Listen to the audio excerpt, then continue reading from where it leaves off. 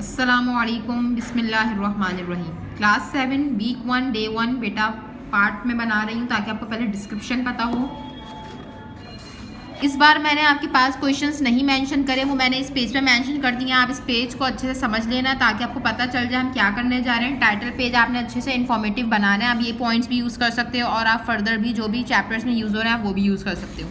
तो सबसे पहली बात जो हमारा ऑब्जेक्टिव है कि क्वाड्रेटिक इक्वेशन है क्या। जैसा कि आपको पता है कि हमारे चैप्टर का नाम क्या है, क्वाड्रेटिक इक्वेशंस एंड ग्राफ्स, यानी कि हमें क्वाड्रेटिक इक्वेशन पे काम करना है। तो सबसे पहली बात है क्वाड्रेटिक इक्वेशन पे काम करने के लिए हमें ये बात पता होनी चाहिए कि why it is called quadratic equation और हम इसको क्यों क्वाड्रेटिक इक्वेशन बोल रहे हैं और क्या होती है क्वाड्रेटिक इक्वेशन। तो हम थोड़ा सा बैकग्राउंड समझ लेते हैं। What is quadratic equation? And quadratic equation is any equation that can be rearranged in the standard form as x square plus bx plus c equals to 0. Quadratic equation ऐसी equation को कहते हैं जो इस form में arrange हुई होती है कि स्टैंडर्ड फॉर्म है जिसमें हमारे पास where x represent an unknown, इसमें जहाँ जहाँ हमारे पास एक्स यूज हुआ है वो अननोन है, जबकि ए बी सी रिप्रेजेंट करते हैं कोई भी नंबर को, चाहे 1 यहाँ पर 2 3 या बी कोई नंबर होगा या सी भी कोई नंबर होगा। याद रहे बात, क्वाड्रेटिक इक्वेशन की फॉर्म ये होती है स्टैंडर्ड फॉर्म, इसको याद रखिएगा, ये फॉर्म याद रखिएगा बेटा, आप इसको क्वाड्रेटिक इक्वेशन की फॉर्म याद रखिएगा। दूसरा मैंने क्वेश्चन आपसे यहाँ पे लिखा है what is the difference between quadratic and linear equation. कुछ बच्चों को ये बात नहीं पता होती कि लीनियर इक्वेशन और क्वाड्रेटिक इक्वेशन क्या होती हैं और क्या डिफरेंस होता है, तो हम इसको आज समझ लेते हैं। Quadratic equation is defined as an equation in which one or more of the term is squared but raised to no high power. इसकी फॉर्म के अंदर अगर आप देखा जाए तो एक टर्म के ऊपर हमारे पास स्क्वायर यूज हुआ है, जबकि लीनियर इक्वेशन में हमारे पास कोई भी स्क्वायर मौजूद नहीं है।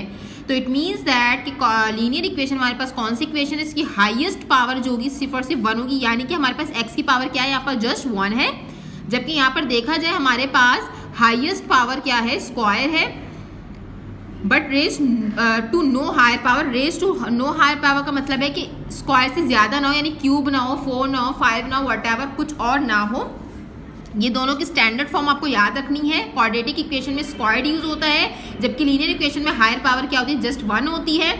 क्वाड्रेटिक का वर्ड याद रखिएगा कि अगर आपको याद भी ना रहा तो आप ये भी याद कर सकते हैं क्वाड्रिलेटरल्स कौन से फिगर्स होते हैं जिसमें 4 साइड्स होती हैं और आपको पता है कि 4 साइड्स वाले को हम क्वाड्रिलेटर कहते हैं। इसी तरीके से क्वाड्रेटिक इक्वेशन याद रखने का अच्छा तरीका है कि उसमें स्क्वायर किसी भी टर्म की अगर पावर स्क्वायर यूज हुई है तो इट मीन्स वो क्वाड्रेटिक इक्वेशन कहलाएगी। लेकिन स्टैंडर्ड फॉर्म आपकी ये होनी चाहिए, ये नहीं कि अगर आपके पास कोई भी टर्म ऐसे लिए लिखी हुई है तो आप उसको क्वाड्रेटिक इक्वेशन बोल दोगे। इक्वेशन का मतलब मैं आपको बता चुकी हूँ जिसमें इक्वल्स का साइन यूज होता है। ये आपने क्लास 6 में अच्छी तरीके से पढ़ा हुआ है कि why it is called equation because of the equal sign. हमारे पास एक स्टैंडर्ड फॉर्म है। इसके बाद हम चलते हैं अपने क्वेश्चन आंसर की तरफ जो हमें सॉल्व करना है। याद रहे ये पेज आपको अच्छे से समझना है, इसकी फॉर्म्स आपने याद रखनी है और डिफरेंस आपको आना चाहिए, एमसीक्यूज में आ सकता है। Question number 1 5A page number 142 notebook में करना है, इंडेक्स आपने मेंटेन करना है लाजमी टाइम टू टाइम। तो हम बात करते हैं अपने क्वेश्चन नंबर 1 की। तो बहुत आसान है, थोड़ा सा आपने यहाँ पर समझना है, उसके बाद आपको बहुत आसान लगेगा। क्वाड्रेटिक इक्वेशन पे काम करने जा रहे हैं। हमारे पास क्वेश्चन नंबर 1 का पहले मैं आपको ए पार्ट समझा रही हूँ जो कि हमारे पास है a माइनस 9 इक्वल्स टू 0। अच्छा, इसको समझने से पहले मैं थोड़ा सा यहाँ पर आपको बुक के अंदर डिस्क्रिप्शन बताना चाह रही हूँ। यहाँ कुछ वर्डिंग्स लिखी हुई है। In arithmetic we have learn that the product of any number and 0 is equal to 0। आपको पता है अच्छी तरीके से ये बात कि हम अगर किसी भी नंबर को 0 से मल्टीप्लाई करते हैं तो हमारी प्रोडक्ट क्या आती है, 0 के बराबर आती है। यहाँ पर बहुत सारी आपको मिसालें भी दिख रही हैं, एग्जाम्पल्स भी दिख रही हैं। तो ये बात आपको याद रखनी है, किसी भी नंबर को हम अगर 0 से मल्टीप्लाई करते हैं तो you got answer 0। Similarly in algebra if 2 factors p and q are such that, ऐसे कुछ अलजेब्रा की अगर हम बात करें तो 2 फैक्टर्स है, for suppose p and q, अगर हम उसको मल्टीप्लाई कर लें तो हमारे पास जो रिजल्ट आ रहा है वो 0 आ रहा है। Then either p equals to 0। इसमें क्या मुराद है कि या तो p भी 0 के बराबर है और q भी 0 के बराबर है, यानी p भी 0 के बराबर है और मेरे बेटे q भी 0 के बराबर है और both p and q are equal to 0। वही वाली बात जो मैं आपको बता चुकी हूँ, यानी कि p भी 0 के बराबर है, q भी 0 के बराबर है, क्योंकि प्रोडक्ट फॉर्म है। We shall use this principle to solve quadratic equation. हमें यही प्रिंसिपल यूज करते हुए अपनी क्वाड्रेटिक इक्वेशन को सॉल्व करना है। इस एक्सरसाइज में, इस क्वेश्चन नंबर 1 में हमें यही प्रिंसिपल यूज करना है कि हमने प्रोडक्ट फॉर्म को स्प्लिट करना है और बराबर करना है 0 के। कैसे करेंगे वो मैं आपको इंशाल्लाह ताला बता देती हूँ। अब हमारे पास 2 हैं, सॉल्यूशन की बात करते हैं। दोबारा क्वेश्चन उतारेंगे। बहुत आसान सी बात। तो पहले ये समझ लें कि ब्रैकेट मीन्स कि ये ए इससे पूरे ब्रैकेट से मल्टीप्लाई हो रही है। ये सबको बात पता है कि हमारे पास ये ए जो है इस पूरे ब्रैकेट से मल्टीप्लाई हो रही है, यानी कि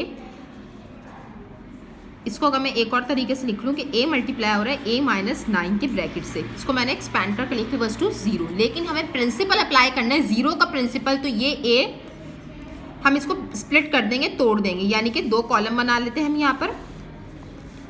ए को बराबर कर देंगे 0 के और यहाँ पर ये वाले ब्रैकेट को भी बराबर कर देंगे 0 के। बात याद रहे, आपकी बुक में और का वर्ड यूज हुआ है लेकिन आप लाइन ड्रॉ कर लेना ताकि अच्छा काम लगे आपका साफ सुथरा।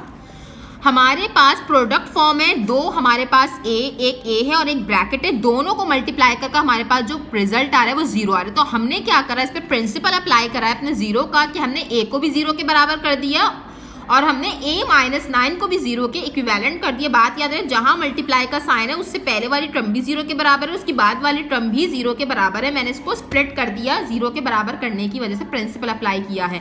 तो यहाँ तो ये डायरेक्ट a की वैल्यू आ गई, लेकिन यहाँ पर a की वैल्यू निकालने के लिए हमें 9 को वहाँ शिफ्ट करना पड़ेगा, क्योंकि यहाँ a से ये 9 माइनस हो रहा है, वहाँ जाकर a से क्या 0 से क्या हो जाएगा, प्लस हो जाएगा। बात याद रहे, हमें a की वैल्यू फाइंड करनी। यहाँ पर तो डायरेक्ट हमारे पास a की वैल्यू 0 आ गई है, लेकिन हमारे पास यहाँ पर a की वैल्यू नहीं आई है, क्योंकि यहाँ पर माइनस 9 a के पास मौजूद है, जो कि a से क्या हो रहा है, माइनस हो रहा है, और 0 से वहाँ जाकर क्या हो जाएगा, प्लस हो जाएगा। सिंपली आपके पास a की वैल्यू क्या आ जाएगी, 0 + 9 9। तो आपने यहाँ से 2 वैल्यूज हासिल करनी है, एक तो आपके पास a की वैल्यू 0 है और एक आपके पास a की वैल्यू क्या है, 9 है।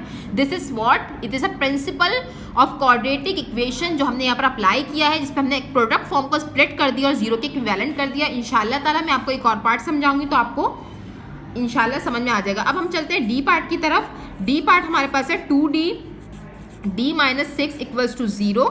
सॉल्यूशन अगेन आपने क्वेश्चन उतारना है, 2d d minus 6 equals to 0। Again वही बात कि ये 2d d माइनस 6 से क्या हो रहा है, मल्टीप्लाई हो रहा है। इसको हम प्रोडक्ट फॉर्म में पहले से लिखा हुआ है, लेकिन और आसानी के लिए मैं आपको मल्टीप्लाई का साइन लगा देती हूँ। ये चीज़ यहाँ पर मैंने मल्टीप्लाई लगाई और d माइनस 6 मैंने अलग करके शो कर दिया मल्टीप्लाई के बाद, ताकि वो क्लियर हो जाए। वही अगेन आपने 2 कॉलम बनाने बेटा मेरे।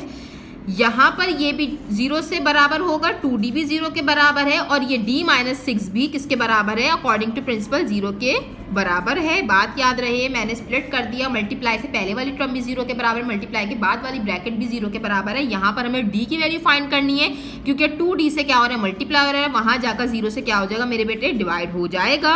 और इसी के साथ साथ आपको ये बात भी पता है कि d की वैल्यू, क्योंकि 0 किसी भी टर्म से डिवाइड या मल्टीप्लाई होता है तो उसका आंसर क्या आता है, 0, क्योंकि यहाँ डिवाइड हो रहा है तो हमारे पास d क्या आ गया, 0 आ गया। एक जगह हमारे पास d 0 आ रहा है, एक जगह हम देखते हैं क्या हो रहा है हमारे पास, क्योंकि हमारे पास यहाँ पर d से माइनस 6 हो रहा है तो वहाँ जाकर 0 से क्या हो जाएगा, प्लस हो जाएगा। और इसी के साथ साथ हमारे पास d की वैल्यू एक जगह क्या आ जाएगी, 6 आ जाएगी। तो you got a 2 values of d according to the principal.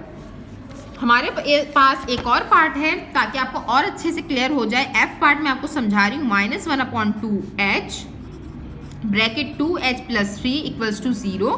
Again आपने सॉल्यूशन लिखना है, दोबारा उतारना, में दोबारा नहीं उतार रही है, आपने इसको स्प्लिट करना है मल्टीप्लिकेशन फॉर्म में, क्योंकि पहले से है लेकिन और अच्छे से आपको क्लियर हो जाए। यहाँ पर ये मल्टीप्लाई का साइन शो नहीं है, क्योंकि यहाँ पर मैं आपको शो का बता रही हूँ ताकि आपको क्लियर हो जाए, क्वेश्चन सॉल्व करने में आसानी रहे। Equals to 0। अगेन वही आपने 2 कॉलम बनाने बेटा मेरे, ये टर्म भी 0 से मल्टीप्लाई होगी, इक्वल होगी, और ये टर्म भी 0 के इक्विवेलेंट होगी। कैसे, 1/2h भी 0 के बराबर कर दिया मैंने, और इसको भी मैंने किसके बराबर कर दिया मेरे बेटे, 0 के। बात याद रहे, यहाँ पर क्योंकि हमें h फाइंड करना है तो 1 क्या हो रहा है, मल्टीप्लाई, तो 0 से जाकर क्या हो जाएगा, डिवाइड शो नहीं करेंगे, क्योंकि 1 डिनोमिनेटर में शो नहीं करते। और अगर 2 डिवाइड हो रहा है तो वहाँ जाकर क्या हो जाएगा, मल्टीप्लाई हो जाएगा, क्योंकि माइनस की साइन ओवरऑल है तो माइनस की साइन यहाँ पर मैंने लगा दी है। तो जब 0 से -2, फिर दोबारा कह रही हूँ, h से 1 मल्टीप्लाई हो रहा था, वहाँ जाकर डिवाइड हो गया, जो कि मैंने शो नहीं करा है। 2 यहाँ डिवाइड हो रहा था, वहाँ जाकर 0 से मल्टीप्लाई हो गया। तो हमारे पास क्योंकि 0 न्यूट्रल होता है, ना तो पॉजिटिव साइन कंटेन करता है ना ही वो नेगेटिव साइन, तो दैट्स वाई हमने नेगेटिव साइन शो नहीं करनी, और h क्या आ जाएगा, 0 -2 = 0। अब यहाँ पर h की वैल्यू निकालते हैं, तो यहाँ सबसे पहली बात हम जो है +3 को वहाँ शिफ्ट करेंगे, यानी कि 2h इक्वल्स टू 0 से वहाँ जाकर -3 हो जाएगा। बात याद रहे कि प्लस हो रहा तो वहाँ जाकर माइनस हो जाएगा, ये हो जाएगा हमारे पास -3। यहाँ 2 मल्टीप्लाई हो रहा है, एस से वहाँ जाकर क्या हो जाएगा बेटा मेरा डिवाइड हो जाएगा। ये वाली बातें आपको आनी चाहिए कि हम किस तरीके से शिफ्ट करते हैं, किस तरह से हम राइट हैंड साइड पे अपनी चीज़ों को शिफ्ट करते हैं, क्योंकि हमें अननोन की टर्म फाइंड करनी होती है। और यहाँ इसी के साथ साथ इस इज व्हाट इम्प्रॉपर फ्रैक्शन, इसको प्रॉपर में कर लेंगे, इसको 2 1 2 और ये हमारे पास 1 प्लस करेंगे तो 3 आ जाएगा। तो हमारे पास 2 h की वैल्यूज़ आ गई हैं। एक जगह हमारे पास x की वैल्यू 0 है और एक जगह हमारे पास h की वैल्यू -1/2 है। This is what proper fraction है। तो आपने देखा मैंने किस तरीके से क्वाड्रेटिक प्रिंसिपल अप्लाई किया है। जज़ाकल्लाह।